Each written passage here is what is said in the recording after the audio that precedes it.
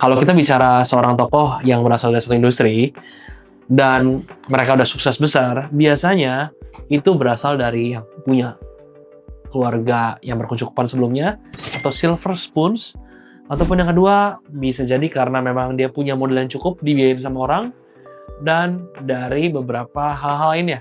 Dan sekarang kita membahas mengenai kisah seorang perintis, bukan hanya pewaris, tapi dia memulai dari awal dan mulainya itu dari supir truk, dari sales kosmetik, dari beberapa pekerjaan-pekerjaan rendah yang akhirnya bisa naik ke sebagai owner perusahaan safety shoes yang terkenal di Indonesia.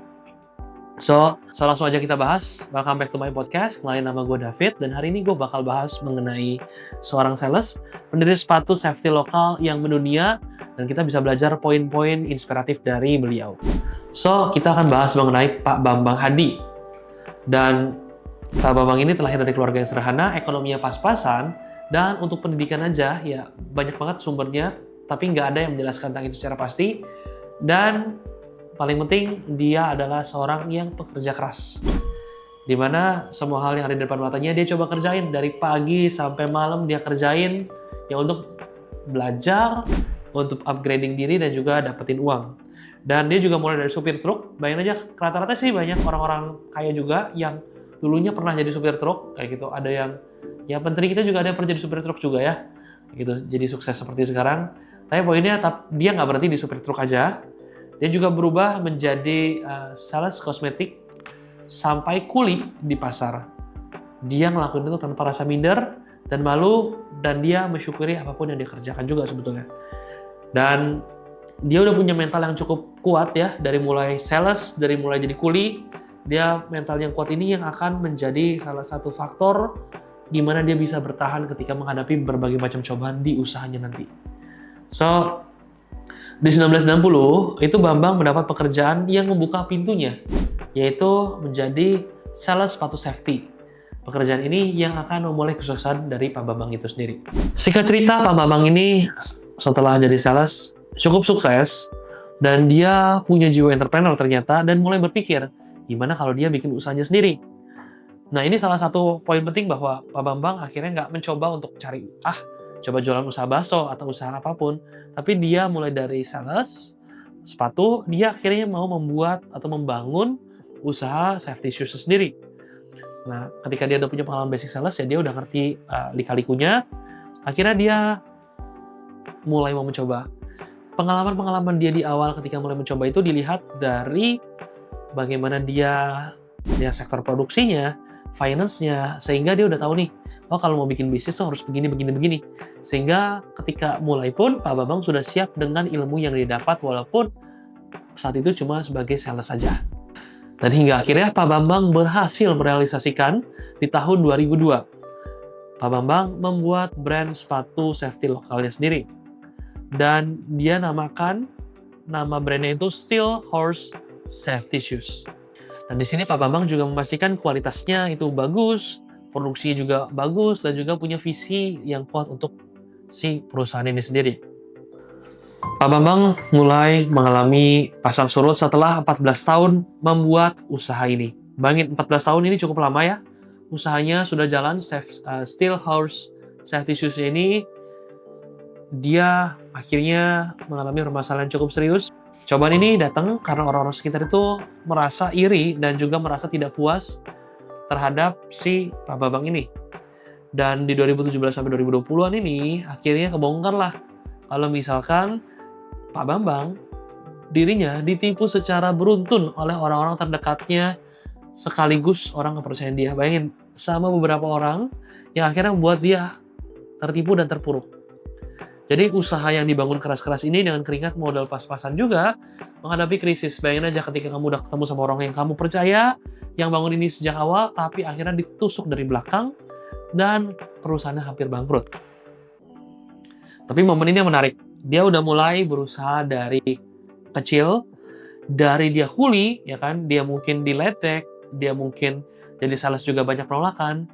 Dia mentalnya udah kebangun, udah kuat. Sehingga ketika mengalami masa sahabat ini, dia jadi lebih siap. Dan dia nggak butuh lama tuh untuk terpuruk dalam kelarutannya, kesedihannya. dia akhirnya mulai tegas, mulai mempertegas dan melakukan perombakan sistem internal besar-besaran. Jadi dibandingkan dia terpuruk dengan kebangkrutannya, dia mulai tegas, disiplin, dia memastikan bersih-bersih orang-orang yang nggak kompeten, yang korup, yang nggak bisa dipercaya, dan menata ulang kembali, sehingga si perusahaan itu menjadi lebih baik lagi. Dan di sini kita bisa ngelihat kalau Pak Bambang ini sukses, bukan berjalan mulus terus, tapi banyak sekali kegagalan-kegagalan kecil, bahkan kegagalan besar yang harus dia tempuh dan dia bisa selesaikan. Dan akhirnya dia berani ambil resiko untuk merombak sistem, dan dia men-cut orang-orang tidak disiplin yang tidak komit untuk keamanan perusahaannya juga. So, ini key takeaways yang bisa gue ambil dari apa yang Pak Bambang sudah alami. Yang pertama, bagaimana kita belajar mengenai ketekunan. Bagaimana kita tekun konsisten, mengerjakan dengan fokus apa yang kita sukai dan kita kerjakan dengan baik, pasti hasil juga baik. Yang kedua, bagaimana daya tahan mental kita tuh penting sekali untuk keperluan kelancaran dari bisnis yang kita lakukan. Yang ketiga, kebijaksanaan dalam setiap keputusan fase kehidupan kita. Kadang orang-orang yang berjalan 5 tahun, 10 tahun, bisnisnya mungkin aman-aman aja. Tapi yang membuat jadi long lasting itu adalah orang-orang yang bisa bergandengan tangan untuk membuat bisnis ini jadi besar. So, pilih orang-orang yang bisa kita percaya untuk membuat ini jadi besar. So, gue juga ambil 5 pembelajaran dari kisah Pak Bambang ini. Yang pertama, itu perjuangan keras itu membuahkan hasil untuk menjadi kesuksesan sejati. Biasanya ada orang bilang, lu kerja keras sampai lu rasanya mau meninggal lah, lu mau capek banget. Nah, itu yang menjadi salah satu semangatnya Pak Bambang, sampai akhirnya dia kuli pun jawaban dari pagi sampai malam, mengerjakan apapun juga. Dia nggak mengeluh karena dia nggak dapat warisan, tapi dia tetap bekerja keras, dia teguh, sampai akhirnya dia dapat kesuksesan dari usahanya dia sendiri sebagai perintis, dan juga akhirnya bisa mewariskan hal baik buat nanti anak cucu. Yang kedua, pentingnya belajar melihat peluang dari berbagai sisi. Nah, Pak Bambang ini pintar sekali ya, dia melihat berbagai macam peluang dan nggak mau belajar di satu sisi aja. Dia belajar di banyak hal, dia melihat peluang-peluang lainnya yang bagus, yang bisa dia masukin untuk bisa lebih besar lagi dalam berekspansi. Dan juga pasti ya dengan perhitungan dan pertimbangan yang cukup matang. Yang ketiga, kegagalan adalah guru terbaik dalam segala perjalanan bisnis. Pak Bambang sebetulnya sudah belajar dari perusahaan sebelumnya, dia fokus melihat bagaimana kegagalan-kegagalan kecil-kecil itu, akhirnya dia belajar dari tempat sebelumnya, sehingga dia bisa menciptakan perusahaan yang bisa sustain. Dan kalau pernah kegagalan yang lain, dia juga tetap menganggap itu sebagai pembelajaran, bukan sebagai musibah yang dialami. Yang kelima, beradaptasi dan bersikap tegas ketika mengambil keputusan penting terhadap ketidakdisiplinan. Ini yang penting banget buat kita semua yang kadang kita takut untuk dekat seseorang kayak gitu kan, karena dia udah lama sama kita nih.